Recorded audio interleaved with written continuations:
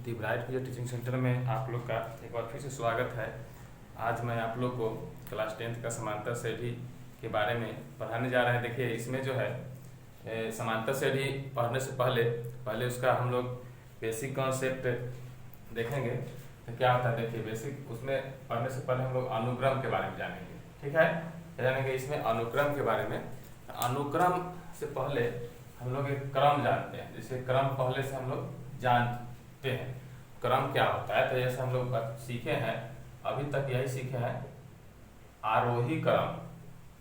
अभी तक हम लोग एक सीखे हैं आरोही क्रम और दूसरा सीखे हैं अवरोही क्रम। ठीक है, आरोही क्रम और दूसरा सीखे हैं अवरोही क्रम। तो आरोही क्रम मतलब बढ़ते क्रम, आरोही क्रम मतलब बढ़ते क्रम, अवरोही क्रम मतलब घटते क्रम। ये हम लोग जानते हैं, अभी तक क्रम के बारे में यही जानते हैं, आरोही क्रम और अवरोही क्रम, बढ़ते क्रम और घटते क्रम। तो इसमें क्या होती है, जैसे देखिए बढ़ते क्रम है तो कोई एक संख्या लेते हैं तो उसके बाद यानी क्रम में दो को हम लोग सीखे आरोही और अवरोही। तो बढ़ते क्रम जो है कोई एक संख्या लिए, मान लेते हैं हम यहाँ 5 लिए हैं, तो 5 के बाद इसमें कोई भी इससे ज्यादा वाला संख्या 8 है, 9 है, 11 है, 13 है, 20 है, 25 है, ऐसे लिख रहे हैं। तो ये हो गया बढ़ते क्रम। ठीक है, इसमें क्योंकि इसमें देख रहे हैं कि एक संख्या जो है उसके बाद दूसरी संख्या जो आ रही है वो उससे ज्यादा है, तो ये हर बार क्या हो रहा है, बढ़ जा रहा है। यही संख्या को आप ऐसे लिख लीजिए 25, 20, 13, 11, 9, 8, 5, तो ये हो गया घटते क्रम। तो ये हम लोग इतना जानते हैं। लेकिन अब इसी क्रम में एक कहा गया है अनुक्रम। तो देखिए इसमें जो है ये आप जान रहे हैं कि घट बढ़ रहा है, यानी इसके बाद जो भी होगा उससे ज्यादा वाला होगा, इसके बाद जो भी होगा इसमें कम वाला होगा। लेकिन आपको ये नहीं पता है कि आखिर इसके आगे क्या होगा। क्यों? क्योंकि इसमें कोई नियम का पालन नहीं हो रहा है। लेकिन अगर इसी में अगर कोई नियम का पालन हो, ताकि हमको ये पता रहे कि इसके आगे कौन सी संख्या आएगा। यहाँ कोई नियम नहीं, देखो 5 के बाद 3 ज्यादा आया है, फिर यहाँ 1 ज्यादा है, फिर यहाँ 2 ज्यादा है, फिर यहाँ 2 ज्यादा है, फिर यहाँ 7 ज्यादा है, फिर यहाँ 5 ज्यादा है। मतलब कोई नियम से नहीं है, ज्यादा हो रहा है, लेकिन कितना ज्यादा होगा ये आपको पता नहीं है। तो इसके लिए क्या करना होगा, अगर हम इसी में एक क्रम ऐसा हो जो कि एक ऐसा कोई नियम से हो ताकि हमें अगली संख्या प्राप्त हो सके, पता चले। जैसे आप देखिए यहाँ लिख रहे हैं 1 हो गया, ठीक, 1 के बाद आप 3 लिख रहे हैं, 2 बढ़ा दिए, 3 के बाद 5 लिख रहे हैं, फिर 2 बढ़ा दिए, फिर 7 लिख रहे हैं, फिर 2 बढ़ा दिए, फिर 9 लिख रहे हैं, फिर 2 बढ़ा दिए, ऐसे करके लिख रहे हैं। तो इसमें आपको पता है कि आगे जो है कौन सी संख्या आएगा, क्योंकि हमेशा आप देख रहे हैं 2-2 बढ़ जा रहा है। तो अब देखिए आगे देखिए, कोई जरूरी नहीं कि 2-2 ही बढ़े। यहाँ आप देखिए, 3 है, 3 में 1 जोड़िए तो 4 आएगा, 1 जोड़िए तो कितना आ गया, 4 आ गया। फिर अब 2 जोड़िए तो 6 आ गया, फिर आप 3 जोड़िए तो 9 आ गया, फिर 4 जोड़िए तो 13 आ गया, फिर 5 जोड़िए तो 18 आ गया। तो यहाँ भी आप देख रहे हैं कि इसमें आगे क्या आएगा और हमें पता है, क्योंकि देखिए यहाँ +1 करने पर आया है, ये वाला कितना है, +2 करने पर आया है, ये कितना आया है, +3 करने पर, ये कितना, +4 करने पर, ये कितना, +5 करने पर। तो क्लियर है कि आगे +6 करेंगे तो यहाँ क्या आ जाएगा, यह आ जाएगा हमारे लिए कितना, 24। तो यहाँ भी एक निश्चित नियम हो रहा है कि हर बार जो है एक संख्या इसमें बढ़ा के तब जोड़ी जाती है। हर बार संख्या जो है एक अंक बढ़ा के जोड़ दी जाती है, ये भी कोई नियम से है। तो इसको भी हम लोग अनुक्रम में करेंगे। ठीक है, यानी ये क्रम जो है तो एक निश्चित नियम है, इसलिए ये क्या कहलाएगा, अनुक्रम कहलाएगा। अब देखिए आप आगे देखते हैं, मान लीजिए आप यहाँ ये देखिए 2 देखिए 4 हो गया, 2 दूना 4, 4 दूना 8, 8 दूना 16, 16 दूना 32, 32 दूना 64। तो ये भी आप देख रहे हैं कि हर बार जो है 2 गुना अंक हो जा रहा है। तो यहाँ भी एक निश्चित नियम है जो कि हमें पता है कि आगे 64 दूना 128 होगा। तो इसको कहते हैं कि ये निश्चित नियम के अनुसार पर हो रहा है। यानी क्या कहते हैं कि ये जो इसमें जो संख्या हो रहा है तो क्या हो रहा है, निश्चित नियम के अनुसार हो रहा है। तो आप जो है अनुक्रम का अगर परिभाषा लिखना चाहें तो ये कह सकते हैं कि वैसा, ये कह सकते हैं कि संख्याओं की एक ऐसा क्रम, चाहे ऐसी श्रृंखला, संख्याओं का ऐसा क्रम जो एक निश्चित नियम के अनुसार निश्चित नियम के अनुसार हो, ताकि अगली संख्या प्राप्त हो सके, ताकि अगली संख्या प्राप्त की जा सके, अगली संख्या प्राप्त की जा सके तो क्या कहलाता है, अनुक्रम में कहलाएगा। ठीक है, श्रृंखला क्या कहलाएगा, ये संख्या का ऐसा क्रम जो निश्चित नियम के अनुसार तक की संख्या प्राप्त की जा सके, क्या कहलाएगा, अनुक्रम कहलाता है। ये आप स्पष्ट हो गया आप लोगों को अनुक्रम क्या है। तो ये जब एग्जाम्पल देख रहे हैं, ये सब के सब क्या है, अनुक्रम। ठीक है, अब देखिए इसमें और भी आप एग्जाम्पल देख सकते हैं। मान लीजिए यहाँ पर हम जो हर बार देख रहे हैं कि इसमें प्लस एक बढ़ा बढ़ा के जोड़ा जा रहा है, इसमें 2 गुना किया जा रहा है। ठीक है, ऐसे करके कोई भी नियम हो, कुछ भी कोई जरूरी नहीं। यहाँ देखिए 2 बढ़ रहा है, ठीक, घटा भी सकते हैं, आगे कम भी होते जा रहा है, तो भी क्या कहलाएगा, वो अनुक्रम में कहलाएगा। ठीक, ये हो गया।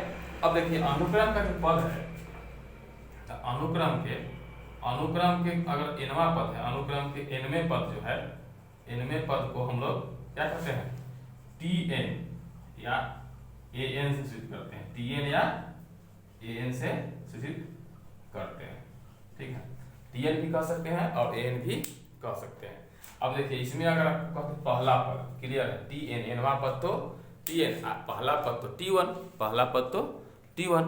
तो इस तरह से आप समझ सकते हैं। अगर मान लीजिए आपको पहला पद को निरूपित करना है, तो पहला पद मतलब a1 या t1, दूसरा पद तो क्या हो जाएगा, दूसरा पद हो जाएगा तो क्या कहेंगे, t2 या a2। ठीक, दोनों से सूचित कर सकते हैं, t से भी और a से भी। तो ये आप अनुक्रम समझे। अब देखिए अनुक्रम से फिर हो जाता है श्रेणी। श्रेणी मतलब प्रोग्रेशन। अब देखिए ये क्या होता है कि जैसे देखिए अनुक्रम तो हो गया, तो अनुक्रम में निश्चित नियम है, लेकिन वो नियम कोई भी है, कोई भी हो सकता है, नियम कुछ भी हो सकता है, तो उसे हम अनुक्रम कहेंगे। लेकिन वही नियम कोई खास हो, वही नियम अगर कोई खास हो, तब उस खास के लिए उसका हम अलग से नाम देंगे। तो जो खास नियम होगा, तो खास नियम के साथ अगर हम अनुक्रम को रखते हैं, तब हो जाएगा, उसे हम श्रेणी कहेंगे। ठीक है, जैसे यहाँ देखिए, यहाँ जोड़ने पर आ रहा है, यहाँ भी जोड़ने पर आ रहा है, यहाँ गुना करने पर आ रहा है। ठीक है, तो मान लीजिए इसका एक अलग नियम है कि इसमें हर बार जोड़ा जा रहा है, इसका एक अलग नियम है कि हर बार जोड़ा जा रहा है, इसका एक अलग नियम है कि हर बार इसमें गुना किया जा रहा है। तो अगर हमें नाम देना है, तो इसका अगर इस टाइप का जो भी अगर और भी हम क्रम लिखते हैं, इसमें हर बार गुना किया जा रहा है, तो इसको एक अलग तरह के श्रेणी समझेंगे। ठीक है, इसको एक अलग तरह के श्रेणी समझेंगे। अगर मतलब यही अनुक्रम को अगर विशेष प्रकार में अगर बांट दिया जाता है, तो हम उसको क्या कहते हैं, श्रेणी कहते हैं। यानी एक विस्तृत, समझिए कि श्रेणी को क्या कहेंगे, यहाँ तो निश्चित नियम है और वहाँ निश्चित प्रतिरूप, मतलब एक ही रूप का, जैसे प्रतिरूप है जोड़ने वाला, तो जोड़ने वाला है तो उसमें सब में आपको जमीन है कि हाँ एक में 2 जोड़ने पर बार बार आगे संख्या आ रहा है, तो हो सकता है जैसे कि यार देखिए यहाँ 1 3 5 7, तो इसमें बार बार जो है ये जोड़ा जा रहा है, 2 जोड़ा जा रहा है, 2 4 6 8, इसमें बार बार 2 जोड़ा जा रहा है। आप देखिए यहाँ देखिए 1 है, 4 है, 7 है, 10 है, इसमें बार बार 3 जोड़ा जा रहा है। देखिए यहाँ देखेंगे 245 है, फिर देखिए यहाँ 240 है, फिर यहाँ देखेंगे 235 है। डॉट, इसमें क्या देखा है, इसमें ये सब के सब एक ही प्रतिरूप का कहलाएगा। ठीक है, ये सब के सब एक ही प्रतिरूप का कहलाएगा। क्यों, इसमें क्या किया जा रहा है, हर बार जो है अगली संख्या प्राप्त करने के लिए कुछ जोड़ा जा रहा है। ठीक है, तो आप देखिए बताएंगे यहाँ 2 जोड़ा जा रहा है, यहाँ भी 2 जोड़ा जा रहा है, यहाँ 3 जोड़ा जा रहा है, इसमें क्या जोड़ा है, -5 जोड़ा जा रहा है, यानी घट जा रहा है। तो ये सब कहलाएगा एक प्रतिरूप का। ठीक है, यही देखिए आप यहाँ देखेंगे 2 है, 4 है, 8 है, 16 है, ये हो गया। यहाँ देखिए 1 है, 3 है, फिर 9 है, 27 है, ऐसे करके देख रहे हैं। तो ये हो गया अलग। देखिए ये दोनों के प्रतिरूप में अंतर है, ये आपको हर बार 2 से गुना करने पर मिलेगा, ये आपको हर बार 3 से गुना करने पर मिलेगा। मतलब ये जोड़ वाला प्रतिरूप है, इसमें हर बार जोड़ने पर आ रहा है, इसमें हर बार गुना करने पर आ रहा है। तो ये एक अलग प्रतिरूप हो गया। ठीक है, और ये एक अलग प्रतिरूप हो गया। तो अगर हम इसको बांटते हैं, तो ये समझ ले कि इसको हम, इस दोनों अनुक्रम ही है, लेकिन ये जो अलग प्रतिरूप है तो ये श्रेणी के नाम से जाना जाएगा, और ये एक अलग प्रतिरूप है तो ये भी श्रेणी के नाम से जाना जाएगा। यानी अनुक्रम का अगर विभाजन करते हैं तो समझिए कि वो जब एक विशेष रूप लेगा तो वो श्रेणी बन जाएगा।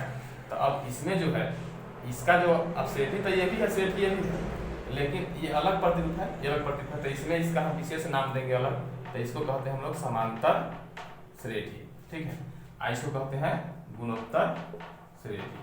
ठीक, ये कहलाएगा गुणोत्तर श्रेणी। ये दोनों अनुक्रम ही है, लेकिन समझिए कि अनुक्रम में विशेष प्रकार की जब अनुक्रम होगा तो वो बन गया श्रेणी।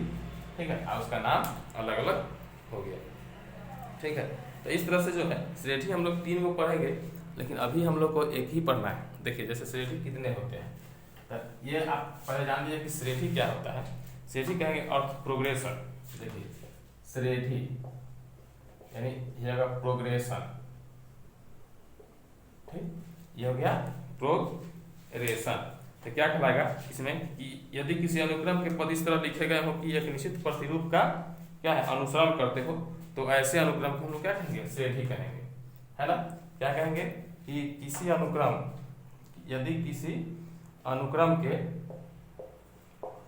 यदि किसी अनुक्रम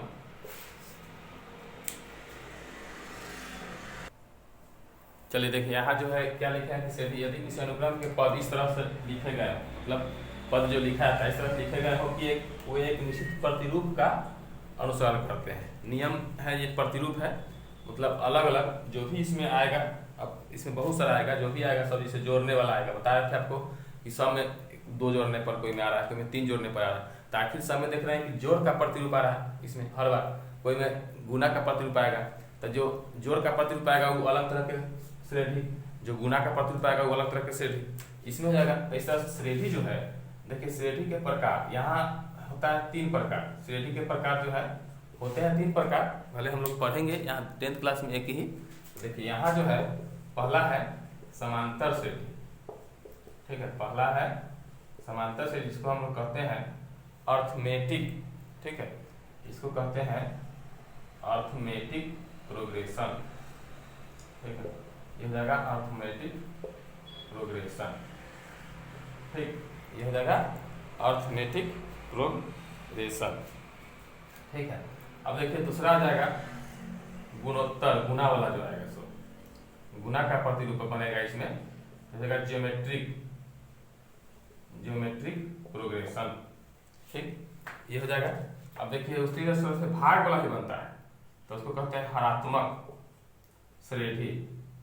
हरात्मक श्रेणी, इसको हम लोग कहते हैं हार्मोनिक प्रोग्रेशन। जाएगा हार्मोनिक प्रोग्रेशन। देखिए इसको शॉर्ट में AP, इसको शॉर्ट में GP, और इसको शॉर्ट में HP। हम लोग को सिर्फ यहाँ अभी क्या पढ़ना है 10th क्लास में, समांतर से भी पढ़ना है, और जो है वो हम लोग अगले क्लास में पढ़ेंगे। तो देखिए चलिए समांतर श्रेणी के बारे में बताते हैं। समांतर श्रेणी पढ़ना तो हमें सिर्फ यहाँ समांतर श्रेणी है। समांतर श्रेणी क्या होता है, तब देखिए यही आप पहले से सीख चुके। श्रेणी क्या होता है, तो निश्चित प्रतिरूप का अनुसरण करेंगे, निश्चित प्रतिरूप का जो अनुसरण करेंगे वो क्या कहलाएंगे, श्रेणी कहलाएंगे। तो वो प्रतिरूप क्या है, जोड़ वाला। मान लीजिए हम जोड़ वाला प्रतिरूप के बारे में पढ़ेंगे, तो क्या होता है कि जोड़ के प्रतिरूप जो आएगा तो वो क्या करेंगे, कोई एक निश्चित संख्या लेंगे जो कि उसमें बार बार जोड़ा जाएगा। जब से कोई संख्या प्राप्त करना है तो उसमें कुछ जोड़ा जाएगा आगे की ओर, तो वो हो जाएगा समांतर श्रेणी। जैसे कि देखिए यहाँ लिखते हैं क्या होता है समांतर श्रेणी। तो क्या कहेंगे इसमें, यहाँ एक संख्याओं का ऐसा अनुक्रम जिसमें कोई भी 2 लगातार पदों का अंतर क्या रहेगा, अचर रहेगा। 2 लगातार पदों का अंतर हमेशा अचर रहेगा। देखिए यही एक प्रतिरूप है, इसमें 2 लगातार पदों का अंतर जो हमेशा अचर रहेगा, सेम रहेगा, कभी भी चेंज नहीं होगा। कहीं से भी आप 2 पद उठाइए, लेकिन ध्यान रखना है 2 लगातार पद, तो अंतर सेम रहेगा। वही गुणोत्तर से मिल जाएगा तो उसमें भाग सेम रहेगा। ठीक है, यहाँ लिखेंगे अनुपात, मतलब उसमें सेम रहेगा, भाग के ही। यहाँ क्या लिखेंगे, इसमें हम लोग ये लिखेंगे कि संख्याओं का ऐसा क्रम, संख्याओं का ऐसा अनुक्रम कहिए चाहे क्रम कहिए। ठीक है, संख्याओं का ऐसा अनुक्रम जिसमें 2 लगातार पदों का अंतर सदैव अचर हो। क्या हो? सदैव अचर हो मतलब समान रहे, तो क्या कहलाएगा? समांतर से भी कहलाता है। तो यह क्या कहेंगे? संख्याओं का ऐसा अनुक्रम जिसमें दो लगातार पदों का अंतर सदैव अचर हो, तो वह अनुक्रम क्या कहलाएगा? समांतर से भी कहलाएगा। तो वह अनुक्रम कहलाएगा समांतर श्रेणी। तो वह अनुक्रम समांतर से भी कहलाता है। ठीक है। अब देखिए यहाँ ये जो हो गया, तो देखिए यहाँ क्या एगो बात कॉमन आपको मिला कि दो लगातार पदों का अंतर सदैव अचर। तो वो जो अचर है क्या है? वही जो अचर होता है उसको हम लोग कहेंगे सार्ध अंतर। समांतर श्रेणी में बहुत ही महत्वपूर्ण पॉइंट आएगा सार्ध अंतर, जिसको कहते हैं कॉमन डिफरेंस। देखिए तो यहाँ यही बात की डायरेक्ट तुरंत हम लिख देते हैं सार्ध अंतर, जिसको कहते हैं हम लोग कॉमन डिफरेंस। आपको बताया गया कि दो लगातार पदों का अंतर सदैव अचर है। कहीं से भी आप दो पद लिखेंगे तो अंतर सेम मिलेगा, कोई अंतर नहीं मिलेगा, तो उसका नाम होता है समांतर सार्ध अंतर। तो ये कहेंगे इसमें कि समांतर श्रेणी के दो लगातार पदों का अंतर क्या कहलाता है? सार्ध अंतर कहलाता है। ठीक है। देखिए इसे सूचित कैसे करते हैं? डी से, ध्यान रखना है, इसे सूचित करते हैं डी से, स्मॉल डी से सूचित करते हैं। ठीक है, इसे डी से सूचित करते हैं। ठीक है, ये हो गया। अब देखिए यहाँ जो है आप लोग को सांकेतिक भाषा में बताते हैं। हम लोग पहले बताएं समांतर श्रेणी को सूचित करते हैं हम लोग एनवा पद को, पीछे अनुक्रम को बताएं। अनुक्रम के एनवा पद को ए एन चाहे टी एन, ए एन या टी एन। तो अब है कि ये जान गए ए एन या टी एन की है, तो यहाँ दो लगातार पद का अंतर। तो मान लीजिए एनवा पद लेंगे तो उससे ठीक पहले वाला पद क्या हो जाएगा? ए माइनस में उसको घटाएंगे। ठीक है, तो यानी कोई भी पद लेंगे तो ठीक उसके पहले वाला पद घटा देंगे तो दो पद लगातार पदों का अंतर हो जाएगा। ठीक है। अब देखिए तो यहाँ देखिए अर्थात अब ये कह सकते हैं A1 अनुक्रम का पहला पद होता है, A2, A3, A4 dot dot AN। ये अनुक्रम है। अनुक्रम का पहला पद, अनुक्रम का दूसरा पद, अनुक्रम का तीसरा पद, अनुक्रम का चौथा पद, अनुक्रम का एनवा पद। या आप यहाँ T1, T2, T3 भी लिख सकते हैं। तो हम क्या सीखना है? संख्याओं का ऐसा अनुक्रम जिसमें दो लगातार पदों का अंतर सदैव अचर हो। तो ये लिखेंगे अर्थात ये कहलाएगा ना अनुक्रम A1, A2 क्या होगा? ये समांतर श्रेणी होगा। क्या होगा? समांतर श्रेणी में कहा जाएगा। कब कहा जाएगा? जब देखिए समांतर श्रेणी में यहाँ ये कह सकते हैं कि अनुक्रम नाम में अगर ये हो जाए A2 माइनस में A1, ये हो गया दो लगातार पदों का अंतर। तो क्या है? सदैव अचर। तो यहाँ इसमें से ये घटाएं और फिर इसमें से ये घटाएंगे तो वो भी सेम ही आना चाहिए। फिर इसमें से ये घटाएंगे तो वो भी सेम आना चाहिए, तब ना होगा सदैव अचर। मतलब कहीं से भी दो लगातार पद हम घटाएं तो सेम है, सब के सब बराबर। इसमें से ये घटाएं तो भी, इसमें से ये घटाएं तो भी, इसमें से घटाएं तो भी वही आना चाहिए। और देखिए यहाँ से डॉट करते हैं, आगे बहुत सारा पद है। एनवा पद में से ठीक इसके पहले वाला पद, इसके पहले वाला क्या होगा? n-1, ये पद भी घटाते हैं तो इसी के बराबर हो जाएगा।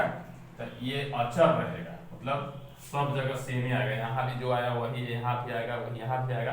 तो इसी को हम लोग कहते हैं डी डिफरेंस। ठीक है, यही बताएं अचर को डी सूचित करते हैं, जो कि सार्ध अंतर के रूप में हम लोग आगे सीखेंगे। तो ये क्या दिखे? अर्थात अनुक्रम जो है, यहाँ जो है अनुक्रम जो है A1, A2 में अगर ये हो जाए तो क्या कहलाएगा? तो यह अनुक्रम क्या हो जाएगा? समांतर श्रेणी हो जाएगा। तो यह अनुक्रम क्या हो जाएगा? समांतर श्रेणी कहलाएगा। ठीक है। यहाँ डी क्या हो गया? ये अचर जो हो गया सार्ध अंतर हो गया, और अचर डी जो है वो क्या हो जाएगा? सार्ध अंतर। ठीक है, अचर डी जो हो जाएगा सार्ध अंतर कहलाएगा। ठीक है, ये आप जान गए। आप देखिए यहाँ आप यहाँ डी का फॉर्मूला लिख सकते हैं।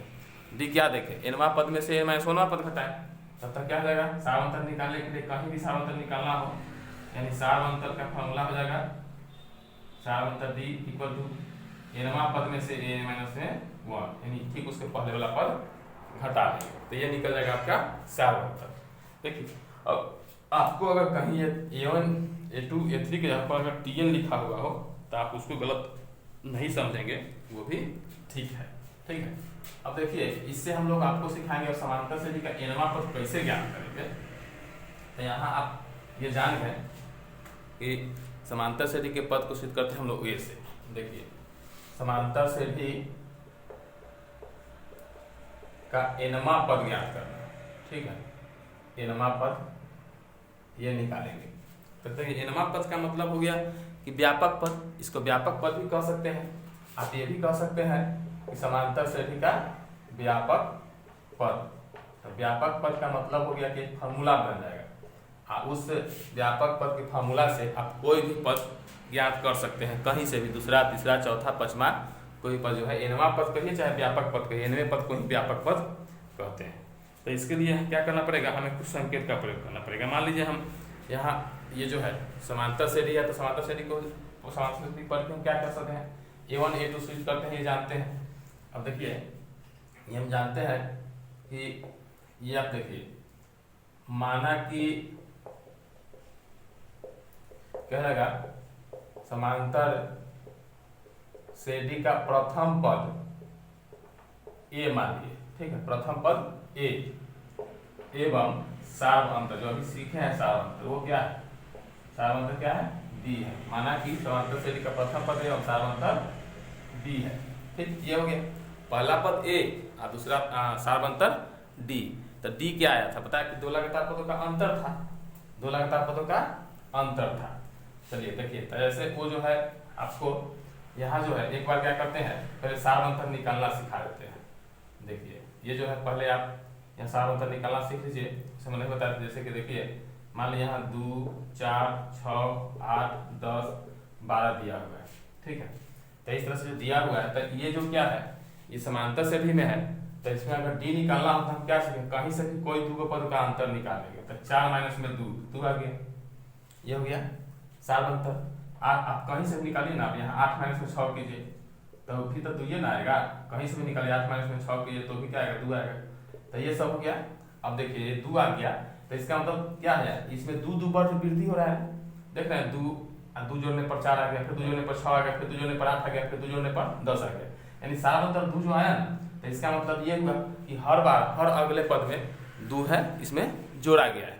लेकिन इसी जगह आप देखिए यहाँ 31 28 25 ऐसे करके लेते हैं, 21 22 डॉट डॉट, तो इसमें क्या आएगा, देखिए 28 में से आप 31 घटाएंगे तो कितना आएगा, 28 में से 31 घटाएंगे तो आपका आएगा -3, ठीक है। आप यहाँ देखिए 25 में से 28 घटाएंगे तो यहाँ भी आएगा -3, 22 में से 25 घटाएंगे तो भी आएगा यहाँ -3। यहाँ कि हर बार यहाँ देख रहे हैं कि कोई भी पद में 2 लगातार पदों का अंतर देखे तो -3 आया, यानी कि यहाँ जो D आया आपका कितना आया, -3 आया, यानी हर बार -3 जोड़ने पर यहाँ पद आएगा। कोई भी समांतर श्रेणी जो होता है वो होता है हर बार अपना पद जोड़ने पर आता है। देखिए यहाँ जो है इस तरह से हम लोग ज्ञात करेंगे, क्या ज्ञात करना है, तो देखिए इस तरह से हम लोग, ये हो गया तो पहला पद सिद्ध करते हैं A से, तो पहला पद आप A माने हैं, ठीक है, ये माने हैं। अब देखिए दूसरा पद, तो दूसरा पद जो है इसके बाद सार्वअंतर D का है, तो D जोड़ देंगे, एक बार आएगा दूसरा पद, इसमें क्या किए, D जोड़ दिए, दूसरा पद पहुंच आ गया। अब इसमें तीसरा पद अगर देखना है तो इसमें एक D और जोड़ेंगे, ठीक है, D जोड़ दिए तो फिर आगे फिर D जोड़ेंगे क्योंकि सार्वअंतर 2 का है, D है। तो यहाँ देखिए आप पहले से एक D जोड़ा हुआ है, एक D और जोड़ेंगे तो यहाँ आ जाएगा 2D। फिर अगर चौथा पद निकालना है तो इसमें एक और D जोड़ेंगे तो यहाँ आ जाएगा 3D। आप एक बात देखिए, यहाँ देख रहे हैं कि यहाँ 2 है तो यहाँ D में 1 से गुना है, 3 है तो यहाँ 2 से गुना है, 4 है तो यहाँ 3 से गुना है, मतलब जितना है ना ठीक उससे कम से गुना है। तो इस बात को आप ऐसे लिख सकते हैं, A प्लस में 1 माइनस में 1 इंटू D, इसको लिख सकते हैं A प्लस में 2 माइनस में 1 इंटू D, इसको लिख सकते हैं A प्लस में 3 माइनस 1 इंटू D, इसको लिख सकते हैं A प्लस में 4 माइनस में 1 इंटू D। मतलब यहाँ देखा जितना है ना उससे एक कम D में गुना करके जोड़ देना है, यही ना हो रहा है। हर बार जब हम आगे D जोड़ते गए तो हमें एक प्रतिरूप मिला। क्या प्रतिरूप मिला, हम ये देख रहे हैं कि जैमा पद निकालना हो तो क्या करना है, वही पहला पद में उससे एक कम D में गुना करके जोड़ देना है। दूसरा पद निकालना है तो 2 में से 1 घटा के डी में गुना किए। तीसरा पद निकालना है 3 में से 1 घटा के डी में गुना किए। चौथा पद निकालना 4 में से जितना पद निकालना है ना उतना माइनस में 1 डी में गुना कर देना है। वो कैसे पता चला? तो हम जान रहे हैं कि पहला पद ए है, सारा मतलब डी है, तो हर बार डी डी जोड़ने पर ही अगला पद आएगा। तो ऐसे ही आप आगे बढ़ते जाएंगे। तो मान लेते हैं यहाँ एनवा पद निकालना हो तो क्लियर है, एनवा पद निकालना हो तो a प्लस में n माइनस में 1 इंटू डी। एनवा पद क्या आ गया? a प्लस n माइनस में 1 इंटू डी। यही आ गया आपका फार्मूला। ठीक है, ये हो गया फार्मूला एनवा पद का। अब इससे आप कोई भी पद निकाल सकते हैं। ठीक, जैसे देखिए यही आपका हो गया व्यापक पद। ठीक है, व्यापक पद क्या हो जाएगा? a प्लस में n माइनस में 1 इंटू डी, जहाँ की a क्या होगा? ये हो गया प्रथम पद, ये हो गया प्रथम पद, डी हो गया सार्व अंतर, n हो गया पदों की संख्या। मतलब जमा पद निकालना है वो रख देना है। तो दूसरा पद निकालना है 2 रखेंगे, तीसरा पद निकालना 3 रखेंगे। ये आ गया आपका समांतर श्रेणी का व्यापक पद है। अब देखिए ये जो आप सीख लिए तो इसमें आप सीखिए कि समांतर श्रेणी का व्यापक रूप क्या होगा। जो अभी हम लोग सीखे उसी से, तो इसी से आप लिख सकते हैं समांतर श्रेणी का व्यापक रूप। समांतर श्रेणी का व्यापक रूप, पहला पद में a हो गया। ठीक है, पहला पद में आ गया a, इसके बाद क्या होगा? a को d जुड़ जाएगा। दूसरा पद हो गया a प्लस डी, तीसरा पद में a को d और जुड़ जाएगा तो a प्लस 2d। फिर चौथा पद में a plus 3d, a plus 4d, ऐसे करके डॉट डॉट a प्लस में हो जाएगा n माइनस में 1 इंटू डी। ठीक है, ये हो गया समांतर श्रेणी। ठीक है, समांतर श्रेणी का ये आ गया व्यापक रूप। चलिए, तो ये जो है आप ये समझ गए बहुत अच्छा से। ये क्या आ गया? ये हो गया समांतर श्रेणी का व्यापक रूप, ये हो गया समांतर श्रेणी का nवां पद। ठीक है, और उसी को हम लोग अंतिम पद भी कहते हैं। समांतर श्रेणी के nवें पद को ही व्यापक पद या अंतिम पद भी कह सकते हैं। नवां पद, पदों की संख्या लास्ट है, यही आ गया। तो इस तरह से हम लोग सीख लिए फार्मूला। अब हम लोग को एक एग्जाम्पल सीखना है, उससे निकाल के बताएंगे। जैसे देखिए यहाँ एक दिया हुआ है समांतर श्रेणी 3 के बाद 7, 11, 15 डॉट डॉट का सार्व अंतर एवं 11वां पद निकाले। सार्व अंतर एवं 11वां पद निकाले। ठीक है, ये आपका सवाल है। देखिए तो यहाँ सॉल्यूशन बनाते हैं। क्या है लिखेंगे? दिया हुआ श्रेणी क्या है? दिया हुआ समांतर श्रेणी क्या है? यहाँ 3 है, 7 है, 11 है, 15 है, डॉट डॉट है। ये समझ में आया? सवाल दिया हुआ है। अब देखिए इसमें जो है यहाँ सार्व अंतर निकालना है तो डी निकालना है। तो डी क्या सीखे हम लोग? कहीं से भी 2 लगातार पद का अंतर हम लोग निकालेंगे। देखिए समांतर श्रेणी के जांच करने के लिए आएगा, वो भी बता देंगे। तो देखेंगे समांतर श्रेणी वो है कि नहीं, वो भी जांच करना होगा। 7 माइनस में 3 निकाले, कितना आ गया? 4 आ गया। कहीं से भी निकालेंगे, 11 में 7 घटाएंगे तो भी 4, 15 में 11 घटाएंगे तो भी 4। तो ये आपका आ गया सार्व अंतर।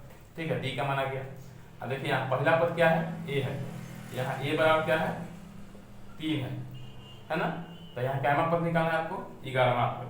देखिए यहाँ a बराबर 3 है, 11वां पद निकालना है तो n के मान कितना निकालना है हमें? 11 दिया हुआ है। तो देखिए n बराबर फॉर्मूला क्या सीखे हैं? a प्लस में n माइनस में 1 इंटू डी। ये सीखे हैं हम लोग, अभी यहाँ लिखा हुआ है। अब आप देखिए निकालना तो हमें 11वां पद है, तो a के यहाँ पर 11वां रखेंगे तो i के यहाँ पर कितना मान रखा जाएगा? देखिए a के यहाँ पर कितना हो गया? a के यहाँ पर 3 है, n के यहाँ पर 11 माइनस में 1 और d के यहाँ पर कितना जाएगा? 4। कितना आ गया? 3 प्लस 11 में से क्या तो 10 गुना में 4, 3 और प्लस में 40, कितना आ गया? 43 आ गया। यानी कि इस क्रम में आगे बढ़ेंगे तो 11वां पद में कितना जाएगा? 43 आएगा। ठीक है, अब देखिए ये चैप्टर जब बनाएंगे तो सबसे पहले तो आपको ये तो हम एक सवाल बता दिए। सबसे पहले तो आपको ये जो है इसमें पूछा जाएगा कि कौन कौन समांतर श्रेणी में है। समांतर श्रेणी में अगर है कि नहीं पहले ये जांच करना है। मान लीजिए ये पूछेगा कि निम्नलिखित में कौन समांतर श्रेणी में, ऐसे आएगा कि निम्नलिखित में कौन कौन अनुक्रम समांतर श्रेणी में है। ठीक है, ये दिया हुआ है। तो मान लीजिए यहाँ दिया हुआ है पहला 2 4 6 8 10 ऐसे करके। दूसरा दिया हुआ है, मान लीजिए इसको जांच करना है कि समांतर श्रेणी में है कि नहीं। तो आप देखिए 4 में से 2 हटाइए, 2 आ गया। आगे फिर और देख लीजिए, 6 में से 4 हटा लीजिए, फिर 2 आएगा। 8 में से 6 हटा लीजिए, फिर 2 आया। ऐसे करके देख लीजिए, मतलब 2-3 बार हम 2-3 पद में देख लिए। अगर ये सेम आ रहा है तो क्या कहेंगे कि यह समांतर श्रेणी है। ठीक है, यह समांतर श्रेणी में है। ठीक है, मान लीजिए दूसरा आप लेते हैं 2 4 8 16 32 डॉट। तो यहाँ 4 में से 2 घटाया तो 2 आया। 8 में से 4 घटाया तो कितना आ जाएगा, 4 आ जाएगा। तो यहाँ क्लियर है। यही जगह अब दूसरा आपको चेक नहीं करना है। जब यहाँ इसमें से 1 घटा 2 का अंतर, इसमें से 1 घटा 4 का अंतर, तो दोनों बराबर नहीं है। तो क्या है, ये समांतर श्रेणी में नहीं है। क्योंकि समांतर श्रेणी में हम लोग सीखे हैं कि लगातार कहीं से भी 2 पद का अंतर हम देखें तो सेम होना चाहिए, लेकिन यहाँ सेम नहीं हुआ। तो इसलिए ये क्या होगा, ये जो है समांतर अनुक्रम समांतर श्रेणी में नहीं आएगा। ठीक है, इस तरह से हम लोग पहले समांतर श्रेणी में है कि नहीं वो जांच करना सीखेंगे। जब ये सीख लेंगे तो उसके बाद आप लोग को ये सवाल बता दिया गया है, सवाल बनाएंगे। फिर हो सके हम अगले वीडियो में कुछ और सवाल भी बता देंगे। ठीक।